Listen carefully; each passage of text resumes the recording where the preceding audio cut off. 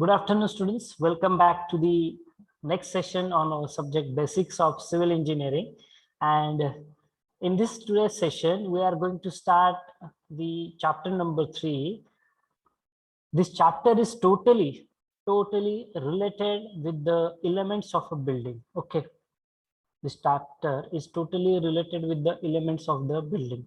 Now, everyone knows what is a building. Can you define this word in your own language? What is a building?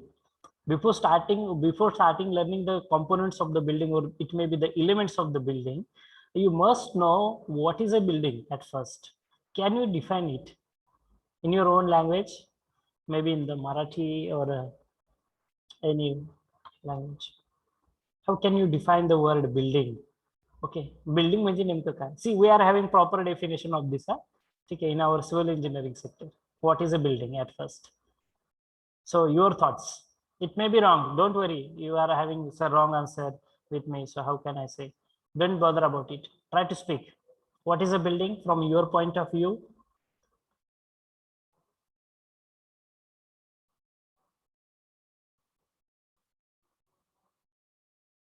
Yes.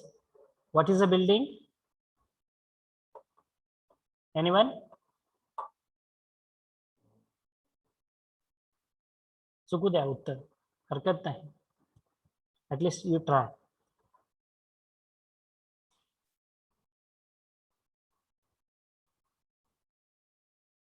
असं construction की ज्याला roof आहे, walls आहेत, floor आहे. Okay. Okay. Good attempt. Any other?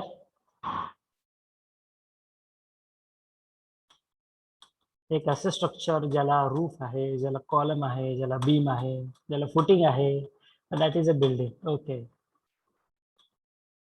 So if you go in detail about the technical definition of the word building, so building is defined as a structure which is constructed for whatsoever purpose, and for whomsoever, but basically the structure is utilized for our human habitats. Okay, for the habitation of the human beings, we are using that particular structure, and that structure we called it as your buildings. So these buildings are that structures which are used for whatsoever purpose and for whomsoever, कुणासाठी कुणीही असू द्या आणि कुठल्याही कारणास्तव असू द्या, जे घर तुम्ही बांधताय की ज्याच्यामध्ये मानवाचं वास्तव्य आहे, ह्युमन, ठीक आहे, habitation will be there. Okay, so that structure we called it as the building. Okay, it's very simple definition I'm trying to put in front of you, everyone. So as your colleague has also given the answer that building is the structure which consists of the, yes, roof is there, walls are there, beam is there, slab is there, footing is there. So these are we called it as the elements of the building.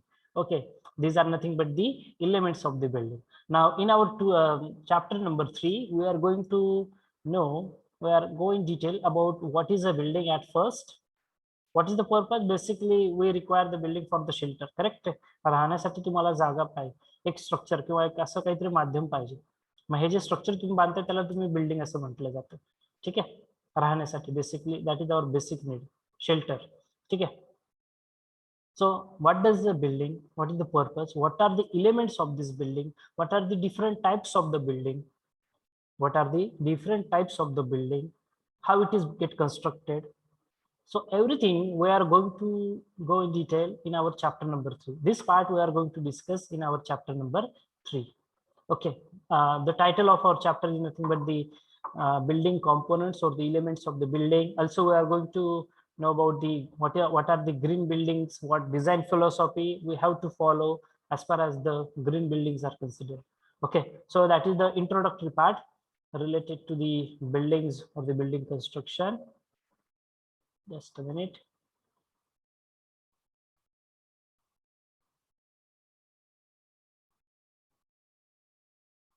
Just a minute, dear students, I may get.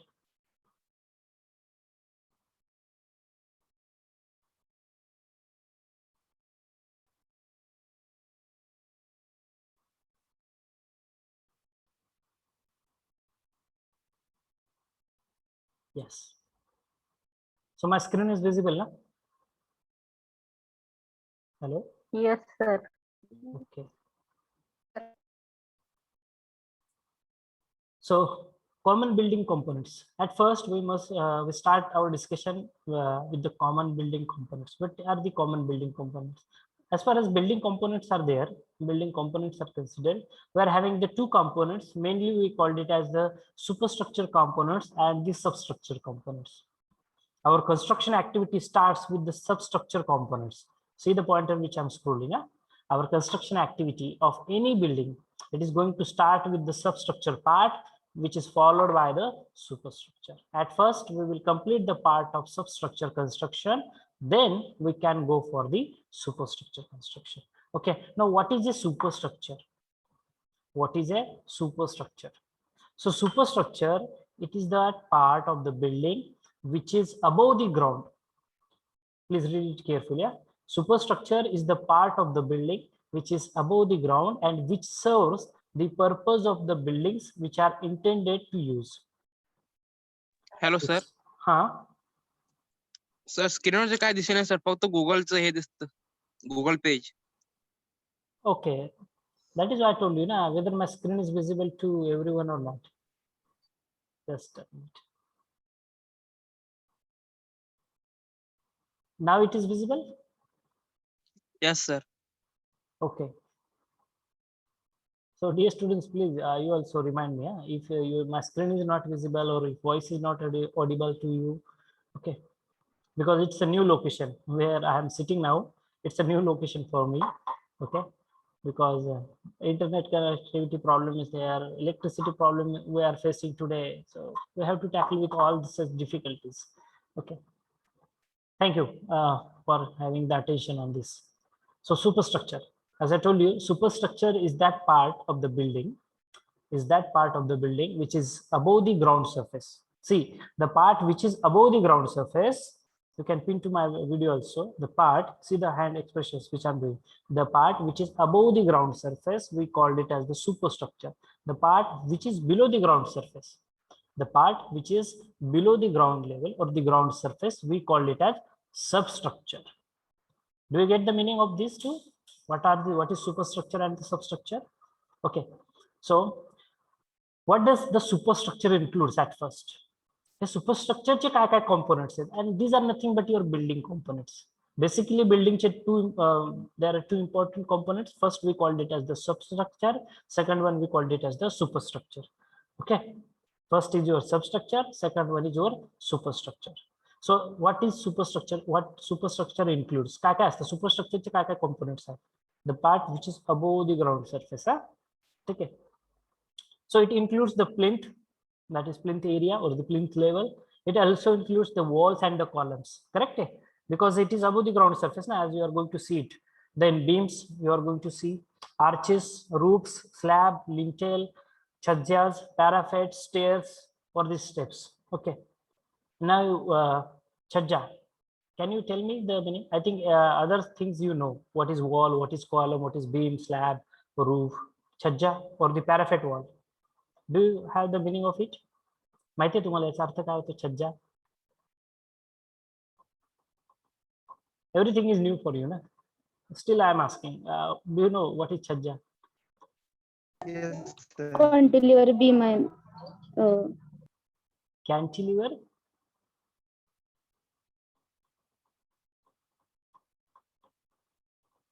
So everyone is having the windows at your home, correct? खिडकीच्या वरती असते sir.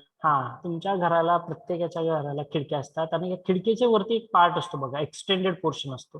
ठीक आहे, it's a cantilever portion we are having. Okay, extended portion. The purpose of that portion is to protect from direct sun rays or the rainfall which is going to occur. Correct आहे. आपल्या घरामध्ये पाऊस येऊ नये आतमध्ये, खिडक्यांमधून तो पाऊस आतमध्ये येऊ नये किंवा डायरेक्ट सनरेज येऊ नये, खूप इंटेन्सिटी जर असेल. ठीक आहे, सो यासाठी जो कॅन्टिलिव्हर एक्सटेंडेड पोर्शन असतो, ठीक आहे, that part we called it as a chhajja. Okay, generally छज्जा हा 0.6 मीटर लांबीचा असतो. त्याची जी लांबी असते ना, बाहेर जी घेतलेली असते प्रोजेक्ट केलेली, ठीक आहे, ती 0.6 मीटर म्हणजे अर्धा मीटर जवळपास त्याची लांबी घेतली जाते. आणि त्याची जी रुंदी असते ती तुमच्या खिडकीची जी रुंदी असेल त्या खिडकीच्या रुंदीनुसार घेतली जाते. ऍक्च्युली त्याच्यामध्ये 6-6 इंचाचं बिअरिंग असतं, म्हणजे 6-6 इंच जास्त, दोन्ही बाजूने 6-6 इंच जास्त रुंदी घेतली जाते. ठीक आहे. जर खिडकी तुमची सपोज असं अजून करूया आपण, एक 4 फुटाची खिडकी आहे, रुंदी, खिडकीची रुंदी 4 फूट असेल, तर जो छज्जा असतो तो छज्जा तो तुम्हाला बाहेरून दिसणार नाही, बाहेरून वाटेल तुम्हाला तेवढंच डायमेन्शन दिसेल, 4 फूटच दिसेल. ऍक्च्युली जे असतं त्याचे जे प्रोजेक्शन्स असतात हे 6-6 इंच एक्सटेंड केलेले असतात दोन्ही बाजूने. पुढे मी दाखवेल तुम्हाला. ठीक आहे.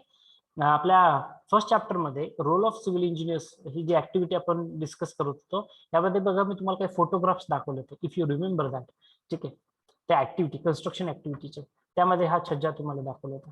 Parapet, then steps and stairs. So these are the components of the superstructure. Okay, these are the components of the superstructure. Now let's substructure. Now what is a substructure? So substructure is the lower portion of the building, which is located below the ground level, and which transmit the load of superstructure to the subsoil. This is very important sentence. The structure, it's a lower portion of the building which is located below the ground surface, and which also transmit whatever the load which is coming from that building. Okay, it may be the self weight of the building, it may be any live load which is acting on that building, it may be a wind load, it may be any kind of load which is acting on the building. So it will transmit that load from the superstructure to the subsoil, So basically in the substructure, we are our major portion for the discussion is nothing but the foundations. Okay, footing and foundation. Okay, footing and foundation. This is the only component that we are going to discuss as far as substructures are considered. Okay, now some dimensions are there that I have added here in this presentation. That is the nominal dimensions of the building. See, these are not remain constant, otherwise you are going to consider it as a constant. No, these are going to vary according to the site conditions. Generally, I'm just going to tell you some general rules. Okay, general dimensions. Don't go on this. That means whatever the dimensions which are there, it is just the nominal dimensions. Okay. So plinth, or the height of the plinth. Actually, what is a plinth? What is a plinth? Sir कॉलमचा जो चौकोनी part असतो त्याला plinth म्हणतात ना? No. What is a plinth? मराठीत जाते का जोते काहीतरी बोलते ते ना? No. Plinth actually जर तुमच्या घर कन्स्ट्रक्शन ऍक्टिव्हिटी बघितली तुम्हाला मी फर्स्ट युनिट मध्ये बघा एक छान डायग्राम दाखवली होती प्लिंथ लेवलची. ठीक आहे. तुमच्या घर ज्यावेळेस तुम्ही घर बांधत असता, तुम्ही घर बांधत असताना भर टाकतात, बघितलंय? ठीक आहे. ही भर का टाकतात रे? रबर सोलिंग असेल, म्हणजे मोठमोठी दगड असतील म्हणा, दगड टाकण्यात येतात आणि ती भर टाकतात आणि तुमचं घर थोडंसं उंच घेतलं जातं. ती जी हाईट प्रोव्हाइड करतो ना, ठीक आहे, may be above the ground और below the ground, that particular portion we called it as a plinth. Okay, that particular portion we called it as a plinth. त्याला प्लिंथ असं म्हटलं जातं. ठीक आहे. Dear students, if I get disconnected from the meeting, unfortunately, because again we are facing the problem of electricity interruption, so if I get disconnected from the meeting, so you can leave the meeting and then we will start our discussion maybe on Monday. Okay, we will continue our discussion maybe on the Monday, but if I get disconnected, okay, otherwise we will continue our discussion. I think my video is not visible to everyone. Okay, my screen only. Don't bother about this. I will just close it, stop video. Okay, I will keep it on.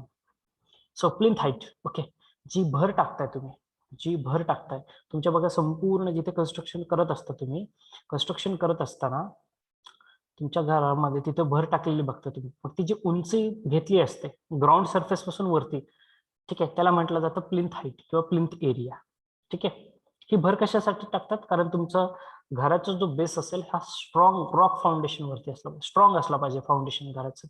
यासाठी तुम्ही ती plinth जी height असते ती भर, म्हणजे जी भर टाकणे असते, भर टाकायची जे मेन पर्पज आहे तो हा आहे. ठीक आहे. त्यामध्ये मग तुम्ही रबर सोलिंग करताय, म्हणजे मोठमोठे मुरुम किंवा तुम्ही स्टोन्स टाकता, त्यानंतर त्याच्यामध्ये मुरुम टाकता, त्यानंतर मग तुमचा खालचा ग्रेड स्लॅब येतो आणि मग त्याच्यावरती फरशी असते आपल्या घराची. ठीक आहे, त्याला म्हटलं जातं प्लिंथ किंवा प्लिंथ हाईट. जनरली ही जी हाईट घेतली जाते ही 0.6 मीटर असते. ठीक आहे, 0.6 मीटर हे हा डायमेन्शन लक्षात ठेवा नेहमी प्लिंथसाठी. त्यानंतर आहे वॉल थिकनेस. आता वॉल थिकनेस जर म्हणताल, ठीक आहे, वॉल थिकनेस दोन असतात. ठीक आहे, एक असतो इंटरनल वॉल थिकनेस म्हणजे पार्टिशन वॉल थिकनेस ज्याला म्हटलं जातं. ठीक आहे, घराच्या आतमध्ये सपोज बेडरूम आणि किचन यातली कॉमन भिंत किंवा हॉल आणि किचन यातली कॉमन भिंत ही असते तुमची इंटरनल वॉल, की ज्याला पार्टिशन वॉल असं म्हटलं जातं. ठीक आहे, it is going to divide your rooms into the different areas.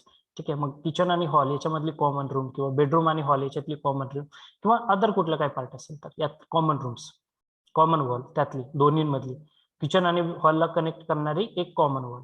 मग ही जी वॉल असते इंटरनल वॉल याला असं म्हटलं जातं. हे इंटरनल वॉलचा थिकनेस जो असतो हा 0.15 मीटर असतो. किती असतो हा?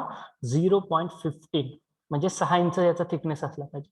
6 इंचामध्ये 4 इंच तुमचं विटेचं बांधकाम असतं आणि 1-1 इंचचा प्लास्टरचा थर जातो. ठीक आहे, आता मी सगळा डिटेल एक्सपिरियन्स शेअर करतो.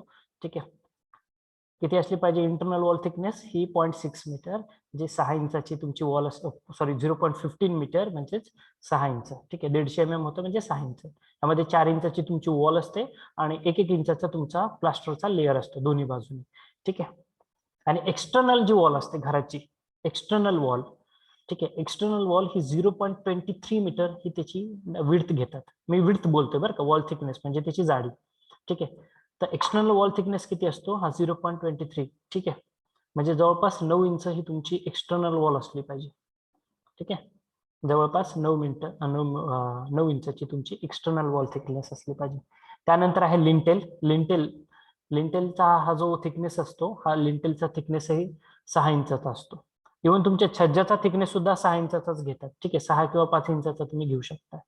ठीक आहे, त्यानंतर छज्जाचं प्रोजेक्शन मी जे तुम्हाला सांगितलं जनरल प्रोजेक्शन जे असतं म्हणजे त्याची जी लांबी असते खिडकीच्या तुमची भिंत आहे त्यानंतर जो छज्जा प्रोजेक्ट झालेला असतो आउटवर्ड डायरेक्शन मध्ये तो असतो जवळपास 0.6 मीटरचा. 0.5 to 0.6 मीटर एवढा घेतो आपण, ते आपल्याकडे जात नाही. घराचा जो स्लॅब थिकनेस असतो, घराचा जो स्लॅब थिकनेस असतो हा स्लॅब थिकनेस व्हॅरी होतो according to the type of structure. आपण कुठल्या टाईपचं स्ट्रक्चर बांधतोय त्यानुसार व्हॅरी होतो. जनरली जे रेसिडेन्शियल बिल्डिंग असतात म्हणजे जे आपलं घर असतं त्याचा जो थिकनेस असतो हा 4 इंचापासून 6 इंचापर्यंत व्हॅरी होतो. ठीक आहे, शक्यतो 4 इंचाचा स्लॅब थिकनेस असतो आपल्या घरामध्ये रेसिडेन्शियल कन्स्ट्रक्शनला, त्यापेक्षा जास्त घेण्याची गरज पडत नाही. ठीक आहे, 4 इंच म्हणजे 100 mm. ठीक आहे, साईटवरती 100 mm तुम्ही सांगितलं त्या कामगाराला काहीही समजणार नाही. ठीक आहे, तिथं इंच आणि फुटातलीच लँग्वेज तुम्हाला वापरावी लागते. ठीक आहे, सो स्लॅब थिकनेस हा 4 इंच. तेच जर तुम्ही ब्रिज साईट वरती गेलात किंवा रोड साईट वरती गेलात तर हा थिकनेस 6 ते 9 इंचापर्यंत व्हॅरी होतो स्लॅबचा. ठीक आहे, slab thickness 6 inch, 9 inch, 12 inch असा वेगवेगळा व्हॅरी होतो तो. त्यानंतर आहे पॅराफेट वॉल थिकनेस. पॅराफेट वॉलचा थिकनेस हा 4 इंचाचा असतो, थिकनेस बोलतोय. आणि पॅराफेट वॉलची जी उंची असते, पॅराफेट वॉलची उंची ही 1 मीटर स्टँडर्ड आहे सगळीकडे. कमीत कमी 1 मीटर उंची असली पाहिजे, कमीत कमी 1 मीटर पॅराफेट वॉलची. पॅराफेट वॉल सगळ्यांना माहिती आहे? Do you know parapet wall? Hello,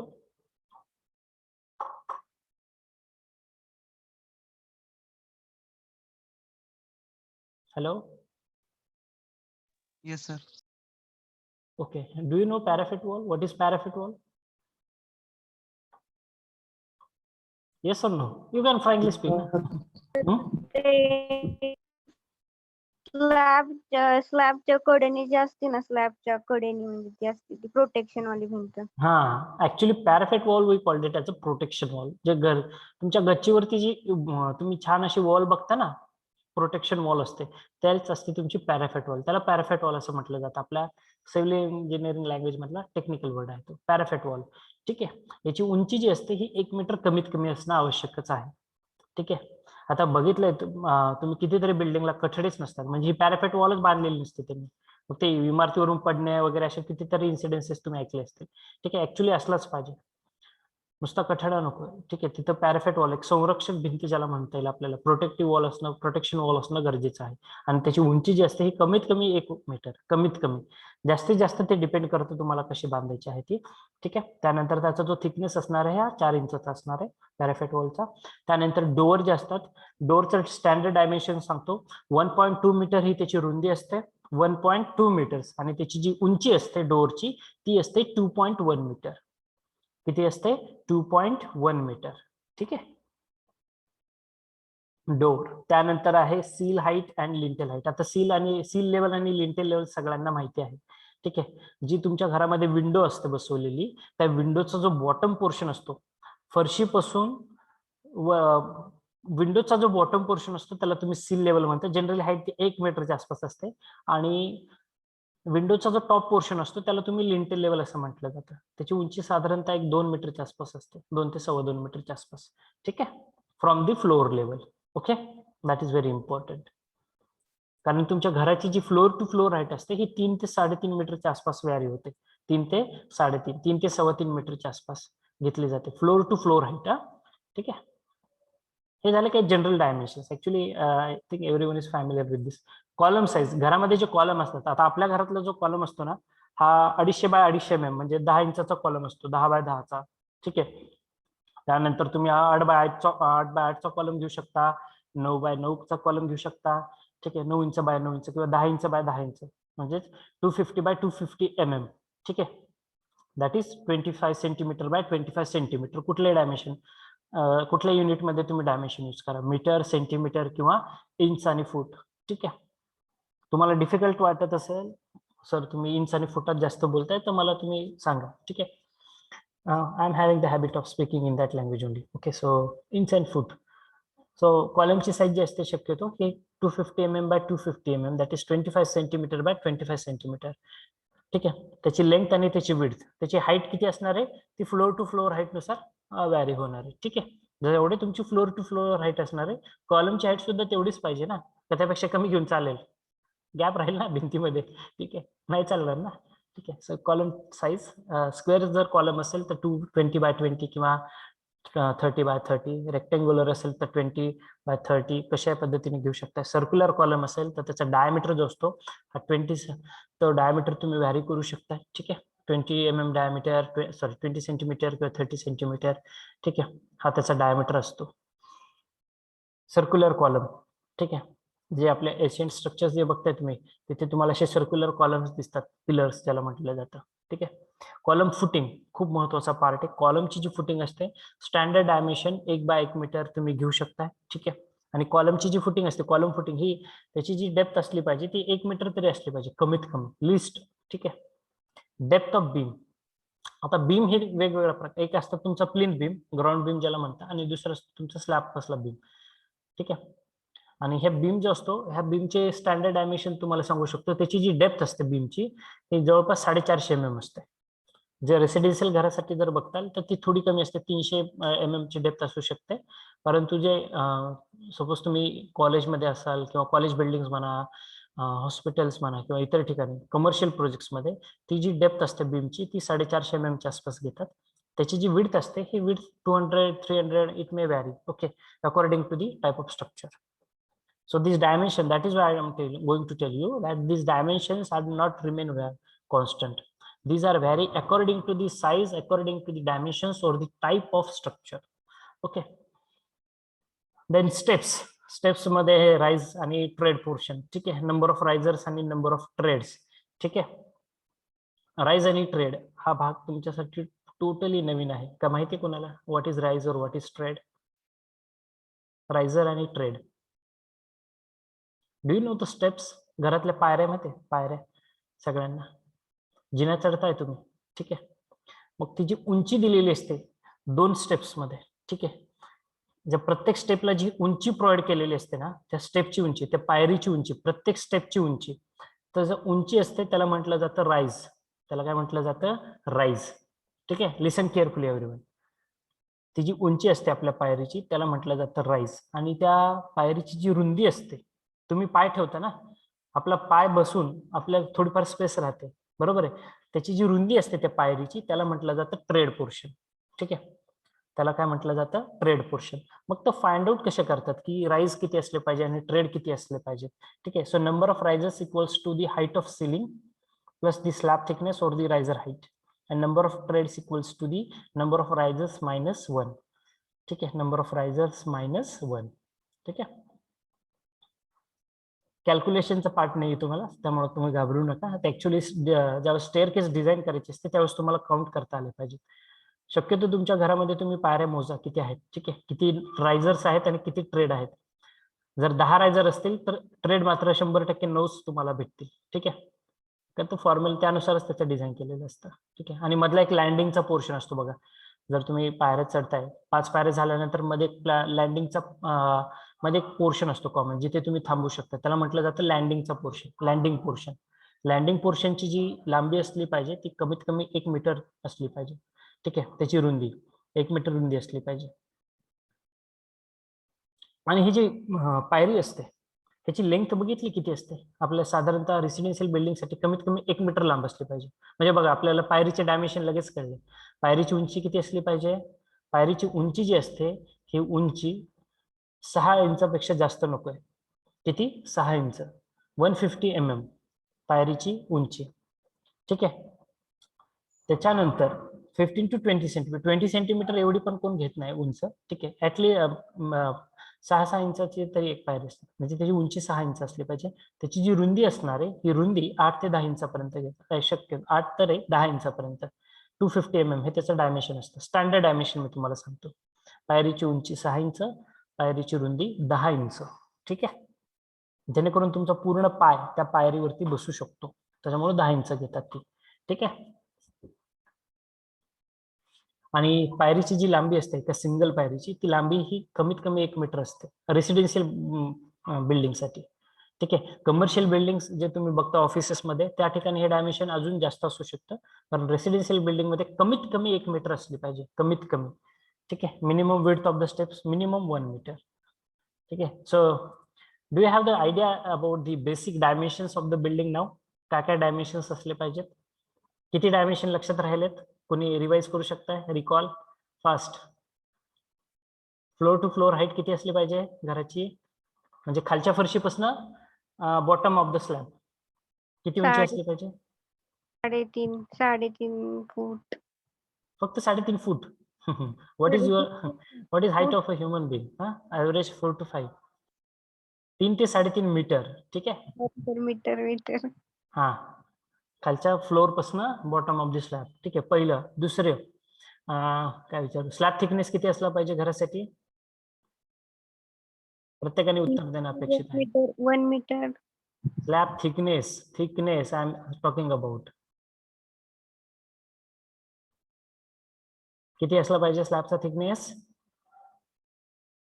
2 to 3. From boys I am expecting some answers. Slab thickness किती असला पाहिजे. सील हाईट किती असली पाहिजे. सील हाईट, सील लेवल जमिनीपासून. लिंटेल हाईट किती असली पाहिजे. ठीक आहे. 9 ते 10 फूट. 9 ते 10 फूट. तिथं फ्लोर टू फ्लोर हाईट झाली ना, बरोबर आहे का. लिंटेलची 2 metre. 2 metre. Very good, very good. 1 correct answer at least. चलो. हा, सीलची हाईट किती असली पाहिजे. Sill level from the floor. 1 metre. बरं, सील लेवल म्हणजे काय रे. Below the window. Bottom portion of the window, not below the window. ठीक आहे. I will take few names नाव so that I will ask them questions. Otherwise आपलं असंच चालत राहील डिस्कशन. हा, Pratish will tell me the seal height. Okay, seal height, seal level. Abhijit and Pratish, they will tell me that answer. Bhargav, you tell me the dimensions of the column. Okay, column dimensions.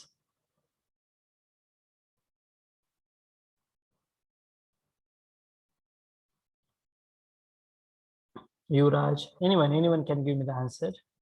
From boys, I am expecting Shadab, Ganesh, Shiv Prasad, Ranjit, Pawan, Prasad. From roll number 1 to roll number 67. Chalo, fast. See, you have to be on the toe when the discussion is going on. Huh? See, such what can I say? Just to me, even in if you participate in some of the competitive exams also, okay, you need to be very sharp. You listen. You need to listen each and everything very carefully. What the instructor is going to tell you. Okay, some instructions or anything it may be.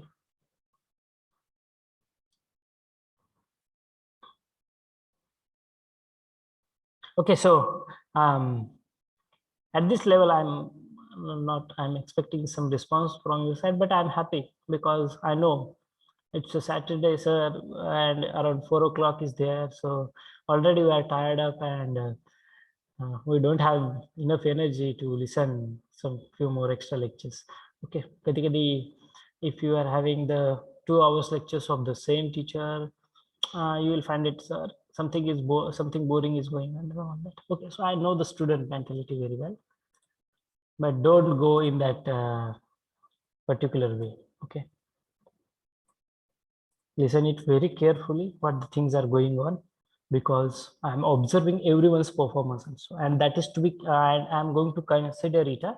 I'm calculating it. Okay, who is responding and who is not responding.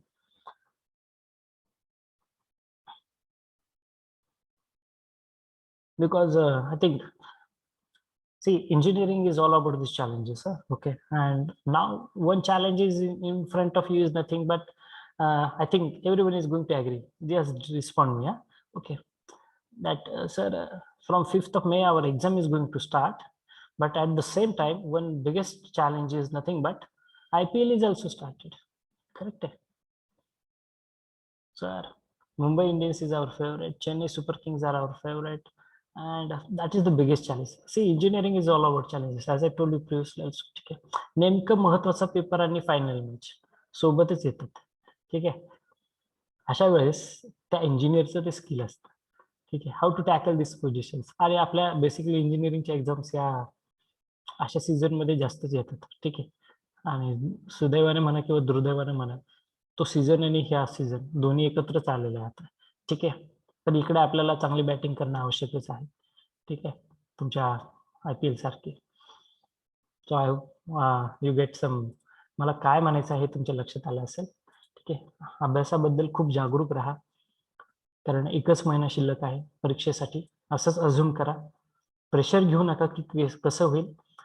प्रत्येक सब्जेक्टचे डिव्हायडेशन करा, त्याचे तुकडे पाडा. थोडक्यात आपल्या तुमच्या 4थ्या chapter मध्ये मी तुम्हाला पॉईंट सांगेल. ठीक आहे, एक बेसिक प्रिन्सिपल आहे सर्वे मधला, to work from whole to part.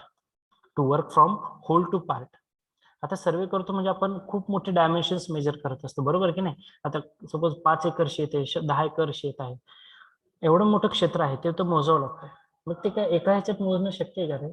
आपण काय करतो, बेसिकली त्याचे तुकडे पाडतो, छोटे छोटे सेक्शन मध्ये त्याला डिवाइड करतो. आणि ते प्रिन्सिपल खूप आवडतं मला, ते to work from whole to part. तेच प्रिन्सिपल तुम्ही तुमच्या अभ्यासामध्ये सुद्धा वापरू शकता. ठीक आहे, एकदम बर्डन घ्यायचं नाही, आवश्यकच नाहीये. प्रेशर तर घेऊच नका. 1 महिना आहे, 1 महिना म्हणजे कमीत कमी 4 ते 5 आठवडे अजूनही तुमच्या हातात आहेत. आणि maybe if you are lucky, your exam again is going to, जर ती एक्सटेंड झाली ह्या पॅन्डेमिक सिच्युएशन जी वर्स्ट होत चालली डे बाय डे, तर अजूनही तुम्हाला संधी मिळेल एक्स्ट्रा. सपोज 5 सब्जेक्ट आहे आणि 5 आठवडे असतील तर खूप सोपं आहे. प्रत्येक आठवड्यात एक सब्जेक्ट तुम्हाला कव्हर अप करायचा आहे. Whether the syllabus is completely finished और नॉट, इरिस्पेक्टिव्ह ऑफ तुमचा सिलेबस कम्प्लीट झालाय किंवा नाही झाला, ते कन्सिडर न करता तुम्हाला तुमचा अभ्यास चालू करायचा आहे आता. ठीक आहे, तसं तर कम्प्लीट होणारच आहे विदिन टाइम. परंतु सपोज सर माझं आता 2 युनिट्स खूप चांगले झालेत, मी 3ऱ्या युनिटसाठी यस गो अहेड. त्याबद्दल काही तुमच्या मनात काही शंका आली तर तुम्ही मला विचारू शकता. ठीक आहे, my number is there in the study material. Okay, so if you find it any difficulty, whether that portion we have covered up in our lecture or not, irrespective of that, you can ask me the questions also. So that is why I'm telling you, you just start your preparations. Okay, don't rely or don't be, what can I say, just be on the toe. Okay, complete the assignments and all the work very fast. Sir support structure म्हणजे काय हो? कुठला? support structure. The structure which is going to support anything. Okay, actually support structure हा तुम्ही mechanics बद्दल बोलताय का? So that I will get some hint about it. Hello. नाही सर, सबस्ट्रक्चर टाकलं होतं ना तर तिथे आलं होतं ते सपोर्ट स्ट्रक्चर म्हणून. Just a minute. ह्याच्यात नाही, गुगलला टाकलं होतं ना तेव्हा आलं होतं ते support Okay, support okay. Structure. Okay. Now I get the clear. Okay. Actually, what is a substructure?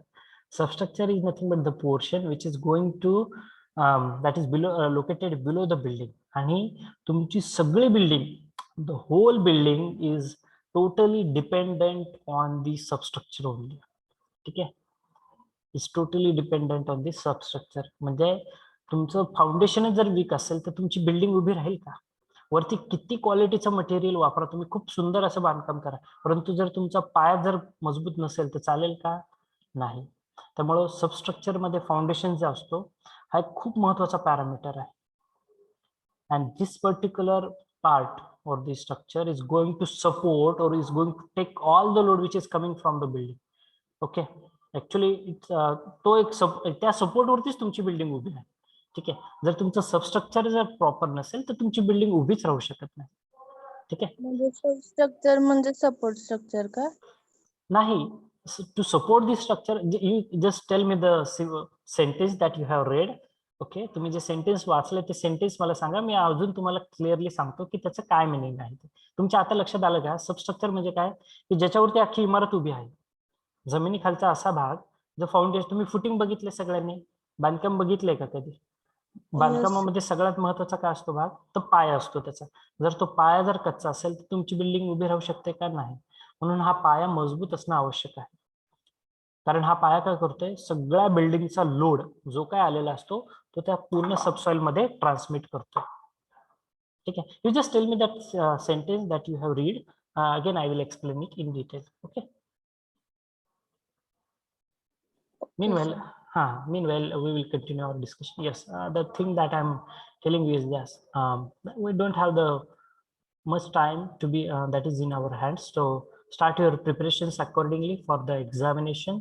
Okay, if you find any difficulty, you can ask me anytime. There will be no problem. Okay, if I am unable to give the answer of any questions at that moment, okay, so don't worry. It will take 1 or 2 days for me to get the correct answer. If from my side, if I am unable to give the answer, okay, I'm frankly agree with all the things which is going on. Okay, so let's continue the discussion where we are at. Yes, dimensions of the buildings. Okay, लक्षात ठेवा, एका दमात लक्षात राहील अशी माझी बिलकुल अपेक्षा नाही किंवा ते होणारच नाही.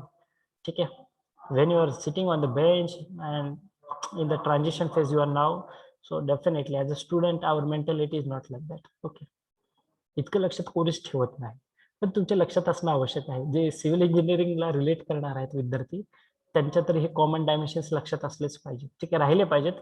एका ह्या वेळेस लक्षात राहणार नाही हेही मी मान्य करतो. हळूहळू just try to practise it. Okay, आणि डायमेन्शन लक्षात राहतात अख्ख्या बिल्डिंगचे. ठीक आहे, so the foundation. Yes, what is a foundation? So foundation is nothing but the important part of the building through which is going to transmit all the load which is coming on it, and it will transmit that load to the subsoil. Okay, it is going to transmit the load to the subsoil. Someone's voice is disturbing. Please mute everyone. Okay, so the basic function of the foundation is to transmit the load from the building to the subsoil in such a way that settlements are within permissible limits. Settlements are within permissible limits. The soil does not fail in shear. The another purpose of the foundation or the basic function of the foundation is to reduce the load intensity, evenly distribution of the load, and it is going to provide the level surface.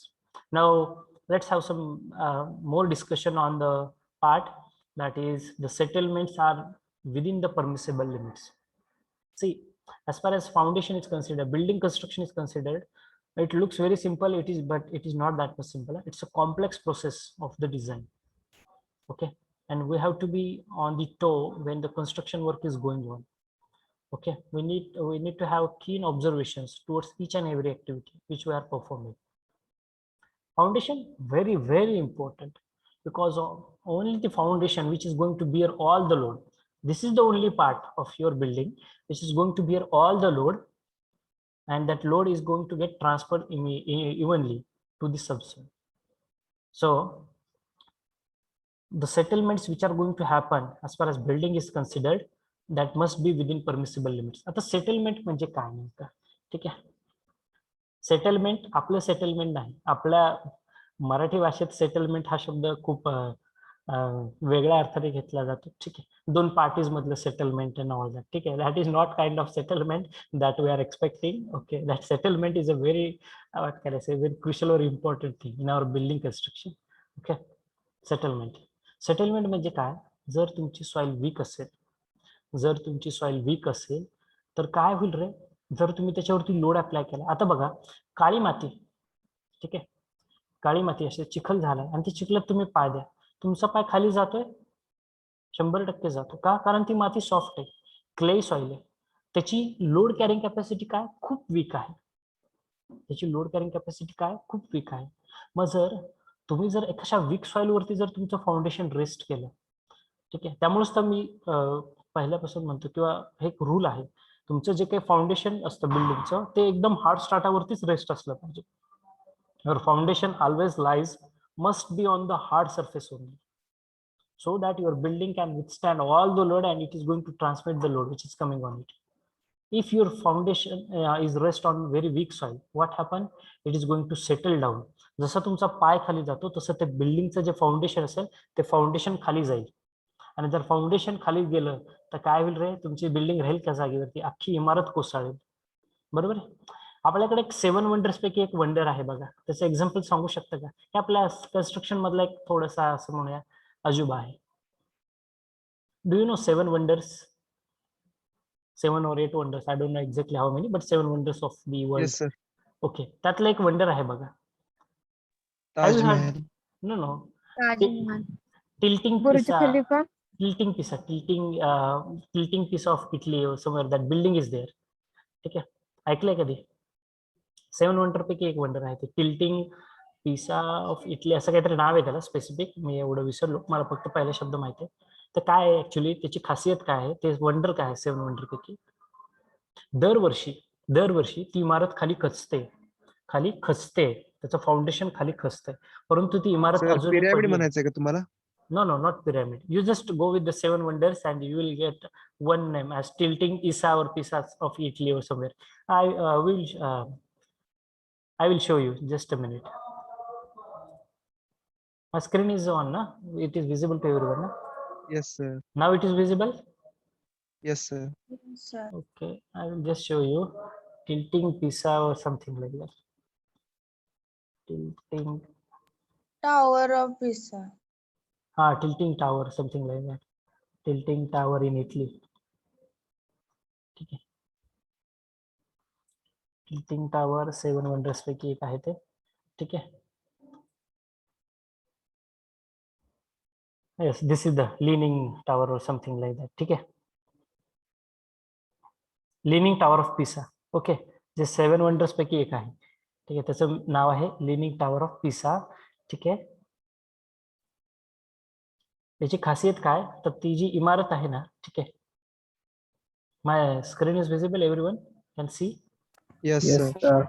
Okay, so yes, these are see, as you can see this tower. ठीक आहे, दिसतंय ते कसं आहे रे, straight आहे का ते जमिनीवरती?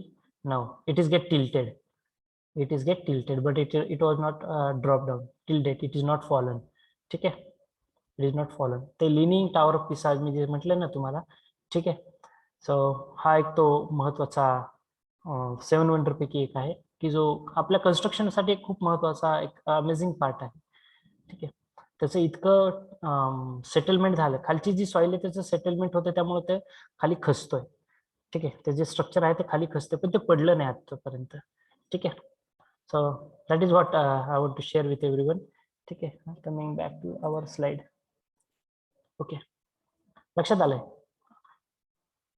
फाउंडेशन आहे, फाउंडेशन बिल्डिंग पडली नाही, तुम्हाला छान अशी सुंदर डायग्राम दाखवतो मी. सेटलमेंट म्हणजे बिल्डिंगचं नेमकं कसं होतं. सगळी बिल्डिंग खाली खचते. मग टोटल सेटलमेंट होते, सगळी बिल्डिंगच खाली खचते का अनइवन सेटलमेंट होते, म्हणजे बिल्डिंगचा काही भाग खचतो, तिरकी होते, एक कॉलम खाली, एक फाउंडेशन खाली घसरले, खाली खचले मातीमध्ये, किंवा कदाचित या बाजूने घसरले, कशा पद्धतीने त्याचं टिल्टिंग होते. ठीक आहे. So settlement.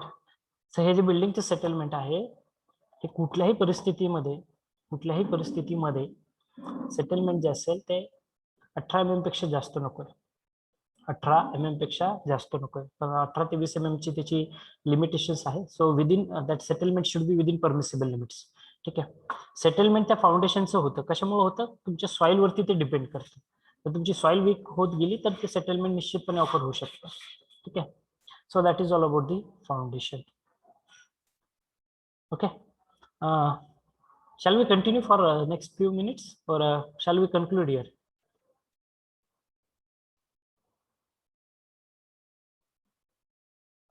So that we can proceed for the next that is the next part, that is types of the foundation. Actually it's a big part to discuss, so my opinion, yes, your thoughts. Shall we continue for a few more minutes, or we will conclude here? Sir करा continue. Okay. Any other thoughts? Okay. We will Yes, continue. sir. Continue. Okay, we will continue for a few more time. So foundation, I think now you have some clear idea about the foundations. Okay. The function is nothing but to transmit the load from the superstructure to the subsoil, then so that the settlement should be within permissible limits. As I told you, the settlement should not be more than 18 mm for a soil. Then the soil does not shear in failure, does not fail in shear. ठीक आहे. म्हणजे त्या खालची जी माती असेल ती fail होतं कामा नये. फेल कशासाठी? जो काही लोड येणार आहे त्या इमारतीवरती, हा इमारतीचा सगळा लोड हा सॉइल मध्येच जातो, सबसॉइल मध्ये. आणि जर ही सॉइल जर वीक असेल लोड घेण्यामध्ये, तर तुमची इमारत राहील का? नाही. त्यामुळे सॉइलचं फेल्युअर सुद्धा होता कामा नये. ठीक आहे. शिअर फेल्युअर असेल किंवा ते कोलॅप्स होते. ठीक आहे. शिअर म्हणजे त्याचे 2 तुकडे होत आहेत, 4 तुकडे, म्हणजे कट होते ती सॉइलची पार्ट्स मध्ये, वेगवेगळ्या पार्ट्स मध्ये ती सॉइल कट होते. ठीक आहे.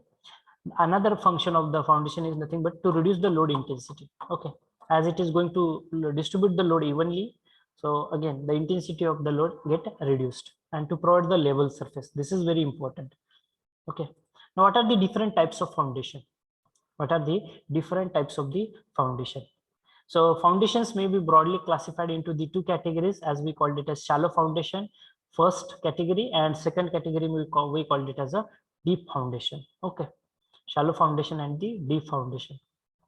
Now shallow foundation, again we are having some subtypes of the shallow foundations, like your spread footing is there, combined footing is there, or the strap footing is there, mat or rough foundation is there.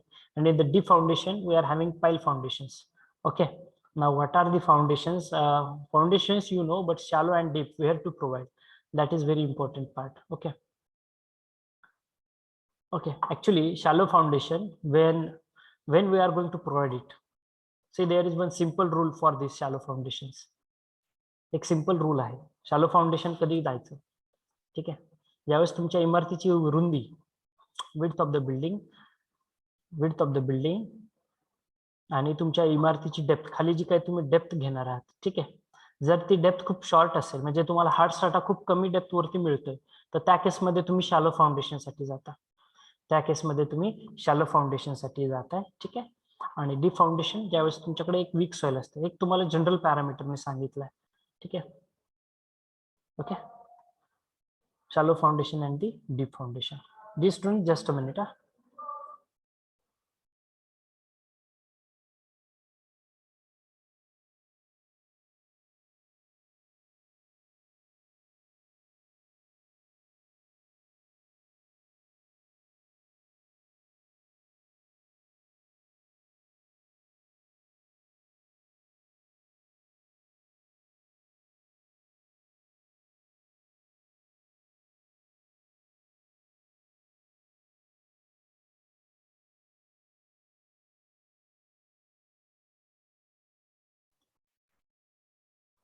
Okay.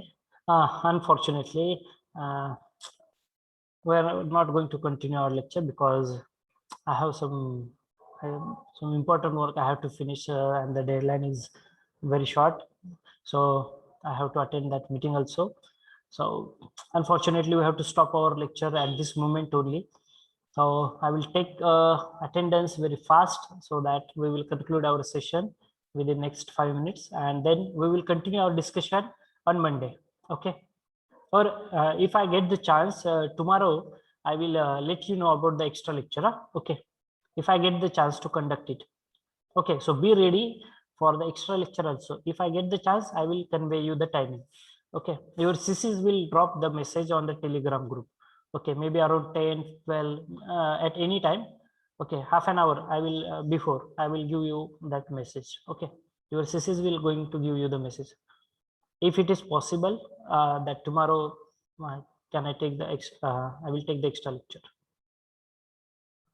I will just take the attendance very fast before that.